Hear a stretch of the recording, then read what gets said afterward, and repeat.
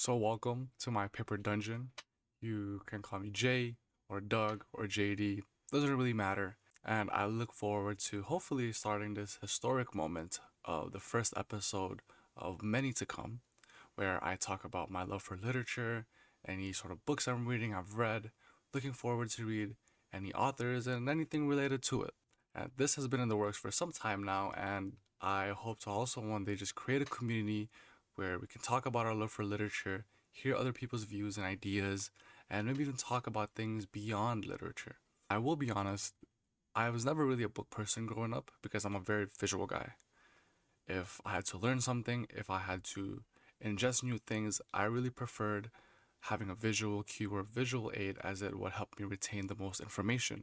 It helped me keep the most engagement. Now, because of that, I was, of course, gravitated towards mostly comic books and mangas. That isn't to say that I don't like them anymore. I still do.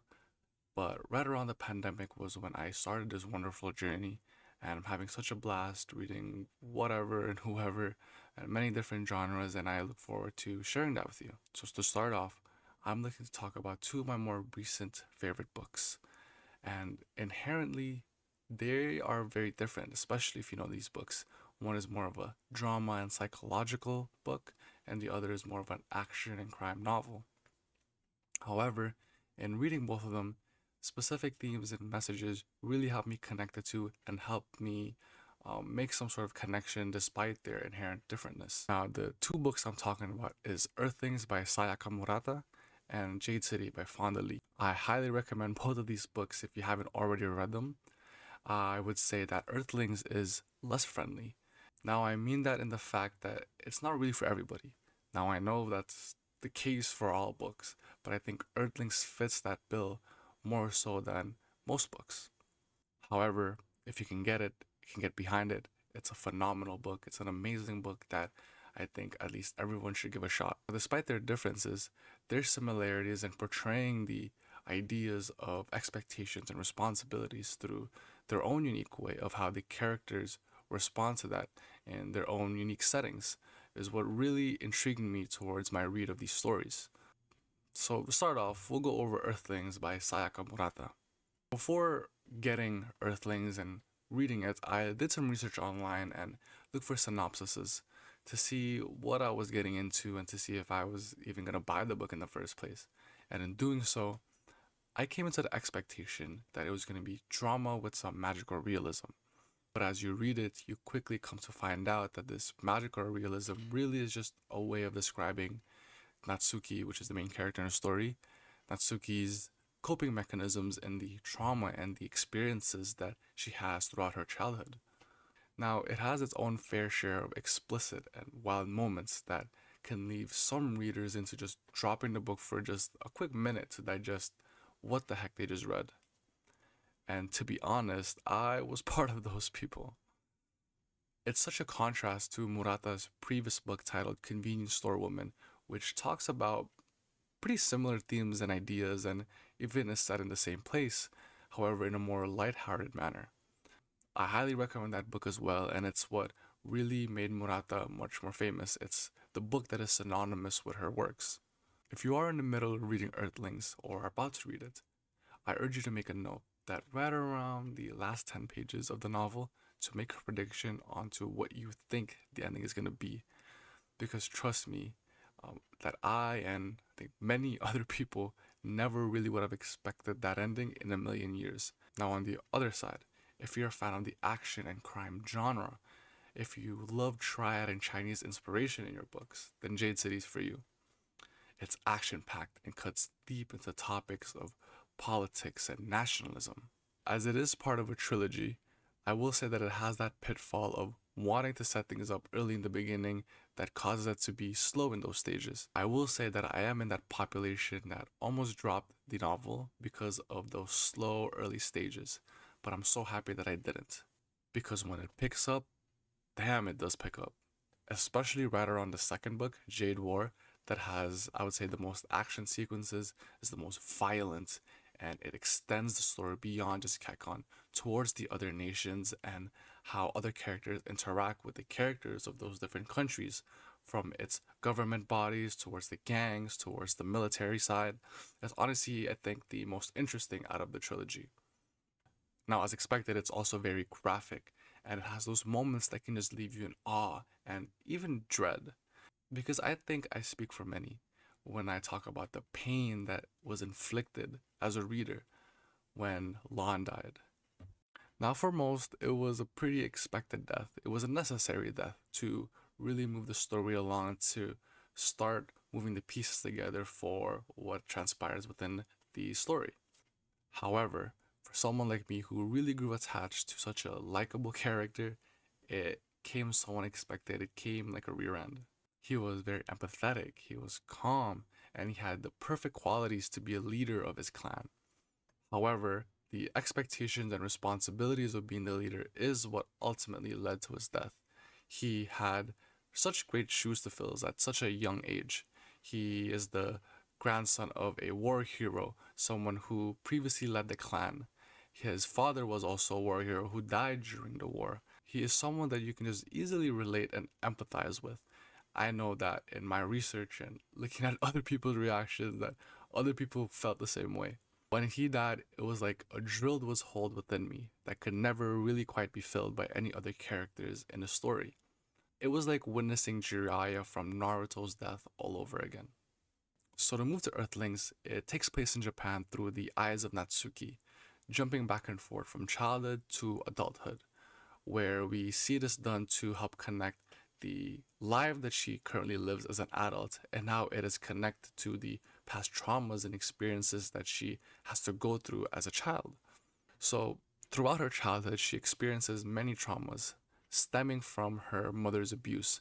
Mentally and physically, her mother neglects her need, doesn't provide her support in her performative years, and shows clear favoritism towards her elder daughter. And this is one of the biggest reasons that has caused a stunt within her social growth. For example, in school, Natsuki was never really the brightest student, however, she wasn't the worst either. She goes to cram school and sees improvements in her grades. Despite this, her mother still criticizes her, still abuses her, compares her to her older sister, and always tells her how she can never be like her or asks her why can't she be more like her other sister. And unfortunately, her traumatic childhood extends beyond that. She is subject to several instances of sexual assault and abuse from her cram school teacher. And when Natsuki tries to bring this to light to her mother gaslights her, berates her, and just says that she has this nasty imagination. Now, it's with this unfortunate situation that she creates this second reality, this magical realism that I was talking about. She believes that she is this magical girl from a different world, that her hedgehog keychain that she has on her backpack is also from the same world and is there to help guide her in her life as an alien within Earth.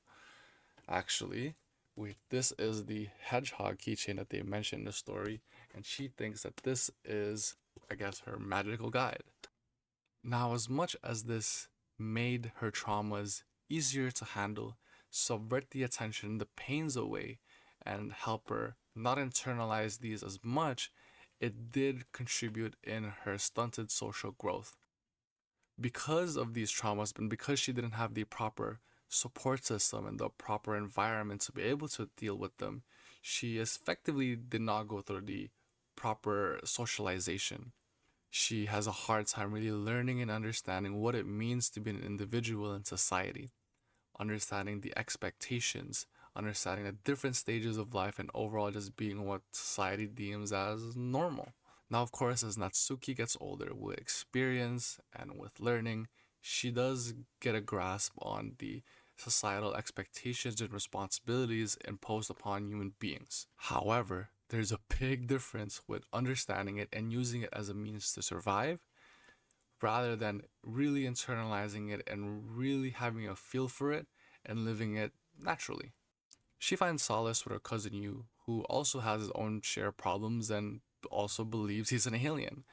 And he really believes that one day a spaceship will come and take him up and save him from the problems he constantly has to face. It's within this ideal and understanding that because of all the traumas and experiences that they face, that they must be an alien living in a society that's contradictory of them, that they create a pact to survive against any means necessary. She continues this do whatever you can to survive mentality and tactic all the way through adulthood. She marries an asexual man named Tomoya through an online website, which effectively creates these fake marriages in order to appear like they've fulfilled this societal obligation on the surface. They do this to subvert attention away from the baby factory and its agents. The baby factory is a term coined by the both of them, where it's society that expects specific things for its people, expects them to go through these specific stages in life of getting a job, getting married, getting children. But they do this more so in a way that is driven by extrinsic motivation. Motivation in terms of wanting to avoid the lashback and the judgment and the abuse that they can get from the people around them just because they haven't gotten married yet. They haven't gone through a proper stage in life that they deemed is necessary for human beings. She doesn't live in a way that is intrinsic, that is something that comes more naturally to her, something that she wants to live out specifically, not because of avoiding punishments or avoiding any sort of flashbacks, but living out because that's what she wants to do. And that is more reserved for those people that were able to go through their developmental years properly, we're being able to be socialized correctly. While everyone deals with their own traumas and deals with those horrible experiences in childhood, so many people are also able to have those support groups, those environments that helps nurture them despite these bad experiences. Or maybe there's people that are just inherently maybe stronger, are able to handle these problems in a much better way than Natsuki have.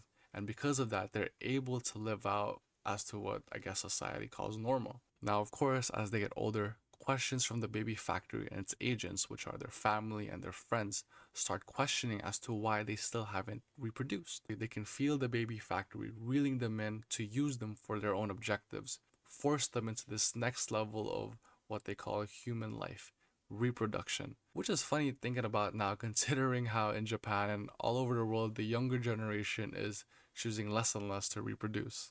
Now, to fight this, to retain their own sense of being, albeit a warped one because of their differentness of who they are and their traumas, they decide to intentionally go against societal norms, to commit taboos. This started with Tomoya going to his brother and asking if he wanted to have sex with him. His brother, of course, said no and outed him to their parents, and because of that, they were both subject to interrogations from their family and friends. For example, Natsuki's friend met up with her, really trying to push her to reproduce, to have babies. She questions why they haven't been intimate despite being married for so many years. She tries to convince her, saying that while motherhood may not be that appealing right now, that when you get a child, it'll naturally come in and you'll fall in line. While that may be true for some people, for Natsuki, who doesn't really want children naturally, she doesn't feel the need to reproduce to give birth, and due to her own traumas, that's probably not the case.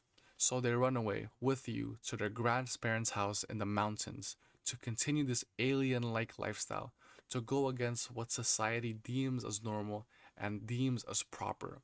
They do this to retain their own sense of being and finally live out intrinsically. For example, they decide to start living naked. They decide to eat food by stealing it from their neighbor's house and their garden. Now, interestingly enough, it's this lifestyle that is considered taboo by society that they finally retain their sense of being. Natsuki finally truly lives and regains those pieces of her life that she lost in her childhood, which for context, she lost when she was being sexually assaulted by her cram school teacher. She believed that her hearing and her sense of taste was lost because of the abuses that she had to go through. They have become tools for society to use them for whatever they want. And she feared that eventually, one day, her whole body would no longer be hers if this abuse prolonged. And what did she do?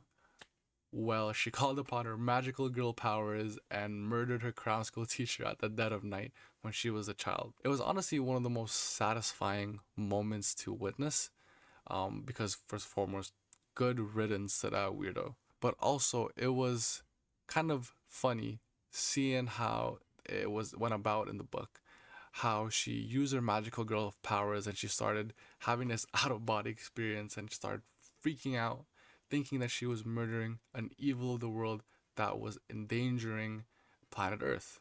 It's one of those moments that can just leave you speechless, but also kind of smiley. I don't know.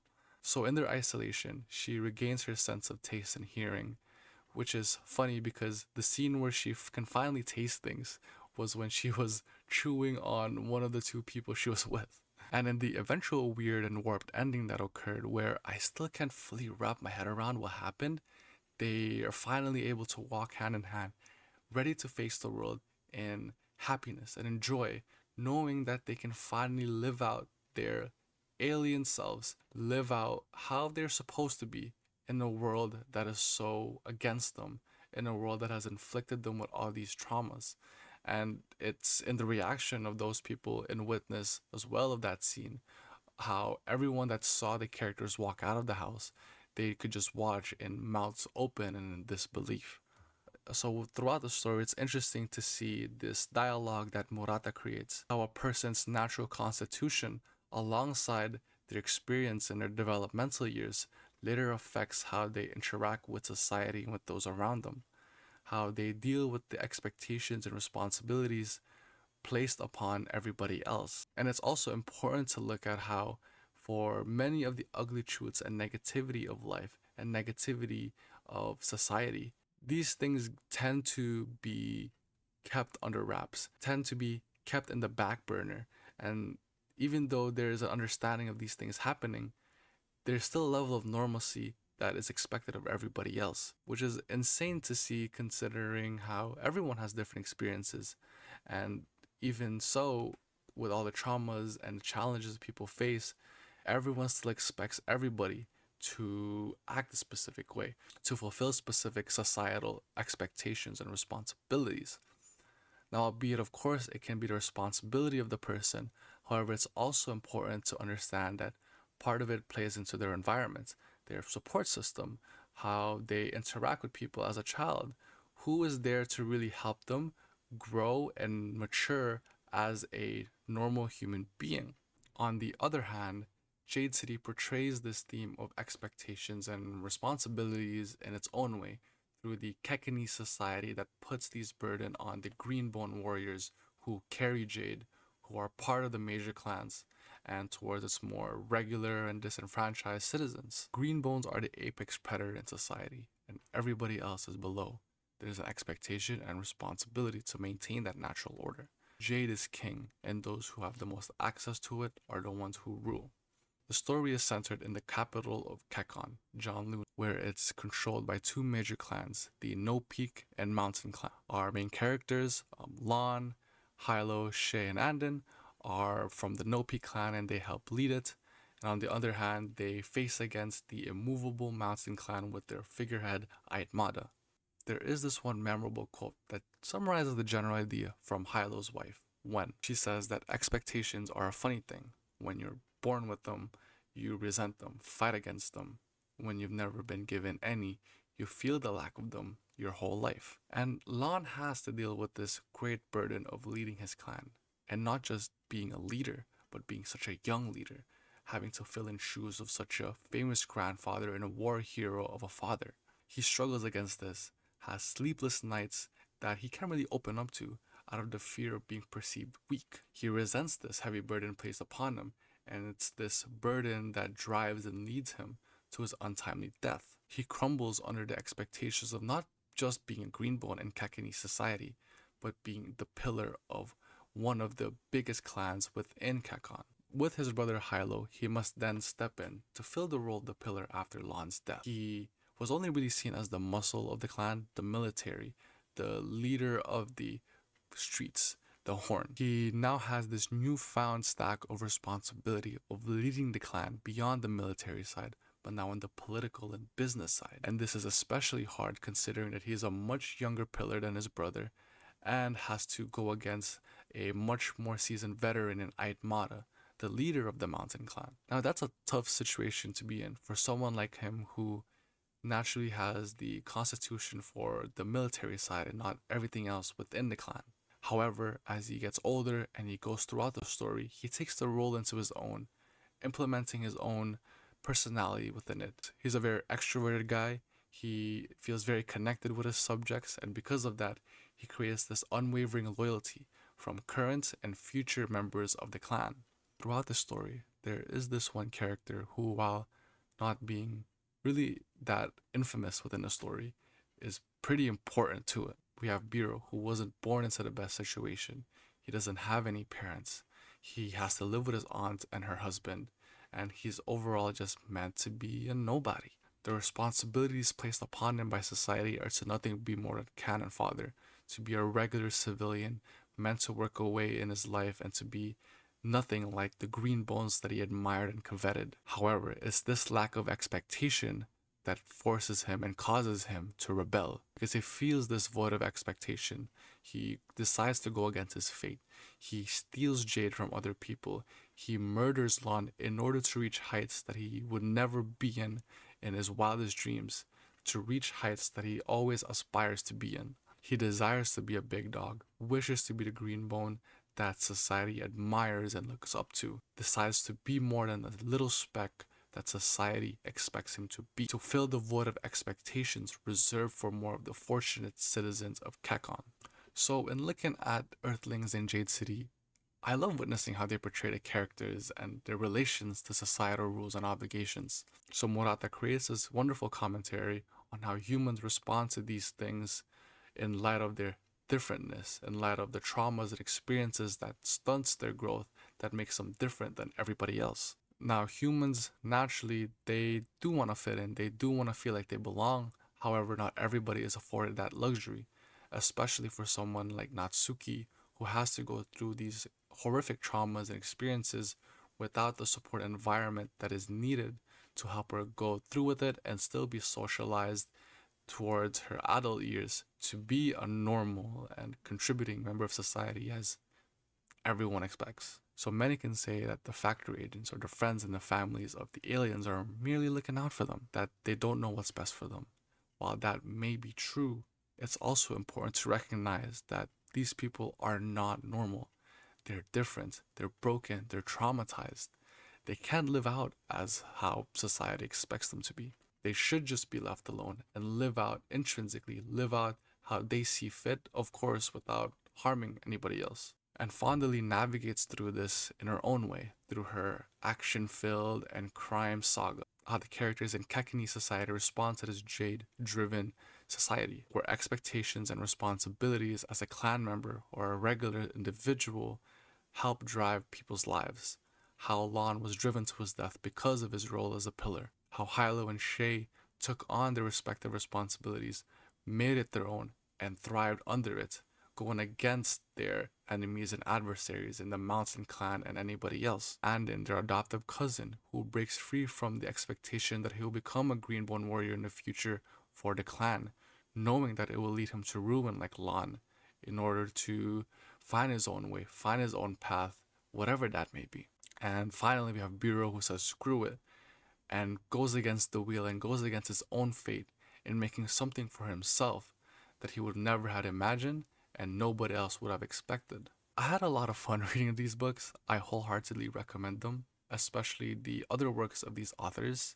They have many nice little details and elements and themes and subplots that are very interesting and I think would provide such great experiences for any readers. In no way am I calling them perfect, but I genuinely believe that you'll have quite a blast reading them, especially in speaking of Earthlings, wherein today people's traumas and experiences are magnified so greatly in a degree that no one could have expected. Where if you can really get behind and relate to the character of Natsuki, the book will do wonders for you. Please support these authors, buy their books at your local bookstore or online. I can link them below. And I am thinking of creating a special episode just dedicated towards Murata and her works because I think she's such an interesting person and an author, and her works really provide a reflection on who she is as a person and the type of life that she's lived. And I'm also thinking about that towards the whole Greenbone saga in its own dedicated video or in some other thing. So thank you so much for sticking with me towards the end. This honestly took so much time and effort, and I'm so glad that it finally came out. Please Please let me know your thoughts below, any other opinions and views. I love to hear from anybody else, learn more about your ideas, and have new different perspectives. And thank you so much for joining me in this first step of this hopefully long journey of sharing my love for literature and maybe other things as well. I hope you have a great day, and I'll see you guys on the next one.